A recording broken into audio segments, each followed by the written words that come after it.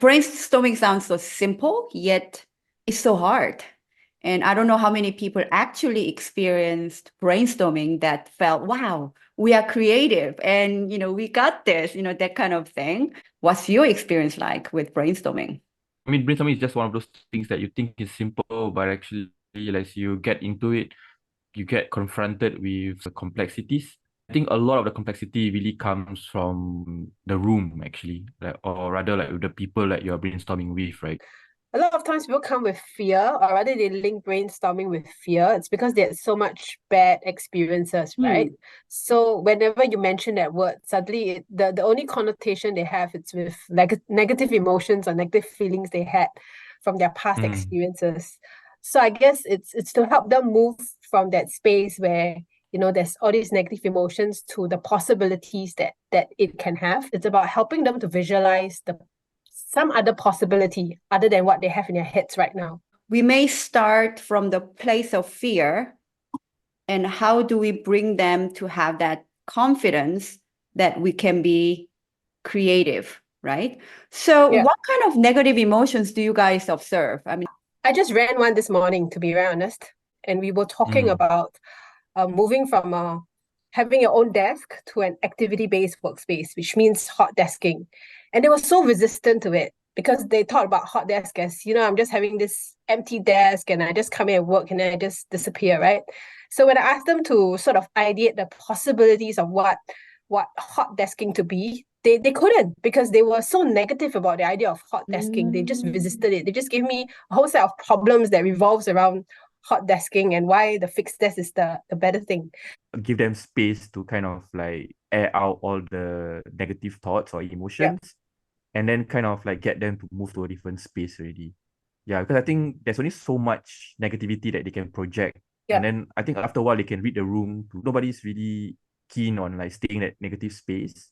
Mm. And it gets very tiring. So then maybe Mm. they'll move on. Yeah. Point that Jon Jon mentioned about the venting, I think it's I agree with it, right? Hmm. So people may come in negative, but if you give them that space to first vent, they would move out of that. Okay, I've really said my piece. Now Hmm. let's look at what we can be. So if you didn't allow them to vent, then chances are Yeah. it could be even harder. But that venting actually does help them to shift. It Yeah. Yeah. And reminds actually, me of the method that we often talk about, right? So in order to move people from this place of negativity to possibilities, giving or honoring that venting is necessary, that we understand that yeah. there are resistance to change, and we kind of embrace the negativity not as a bad thing, but as a part of process of getting there. So before we move on to ideation, we talk about negative things first. Hey, why wouldn't this work at all? And then once people vent out all the negativity out, then we are able to kind of channel them back to the path of possibilities. So I think this is Yeah. some sort of embracing, this negativity is such a valuable process. When people are actually venting and keep telling you that, oh, these ideas won't work, or this is the reason why it sucks and so on, they're actually giving you kind of like tips as to, okay, these are the things you should look out for, these are the things that you need to kind of like navigate around at the later part of your project. Brainstorming, as much as it is the ideation phase of like the design thinking process, right, it can also be the discovery phase of the process, actually, if you think Hmm. about it. I like Yeah, because that. you're using it So to kind of like seeing, discover new inputs. yeah, Yeah. seeing negativity as a discovery process. Love it. Design thinking starts with pain points, right? Empathy, we empathize with pain points, right? Hmm. Brainstorming session, yeah, it tends to be a mine for pain points, lah. Yeah. Love that. So do you guys always experience negativity? Do you think it's normal in the workplace when it comes to brainstorming? With some sort of negative people or opinions or resistance to change, or it doesn't have to be that way? Like if there's no negativity, again, I'll be quite worried, and I might personally inject some negativity. If you've created a safe Yeah. space, chances are they would Yeah. be they would try to be real with you, right? So they would want to put up their honest, frustrations or Correct. Yeah. or the worries that they have.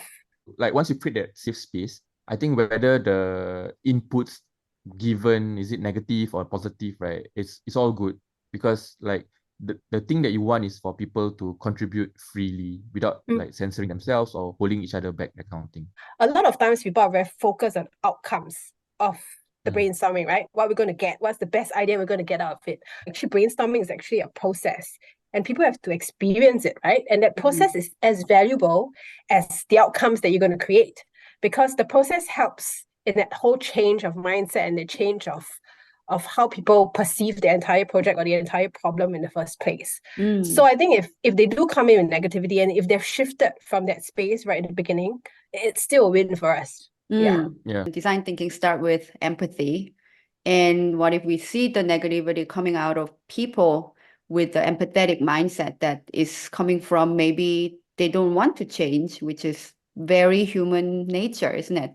Also, it's a way of them raising their concerns or pointing out any other points that we need to be mindful of. So really starting with the place of empathy, I think is really great way of dealing with this negativity to start with. What you guys mentioned a couple of times, creating safe place.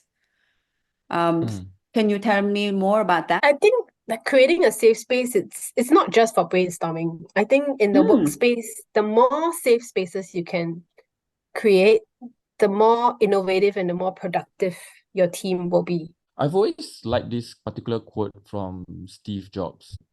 The only people who are able to change the world are really the ones who are crazy enough to think that they can change the world. I endeavor to make people think as crazy as possible.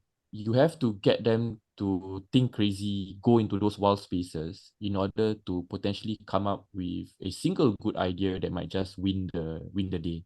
Because what they're comfortable with might not necessarily be what the customer needs in order to resolve the particular pain, right?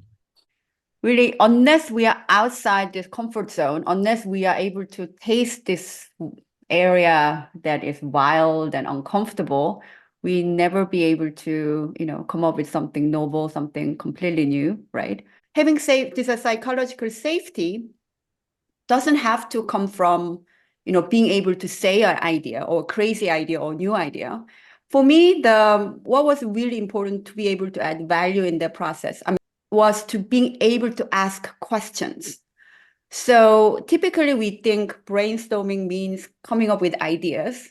What if we think about brainstorming as it's a process of asking questions?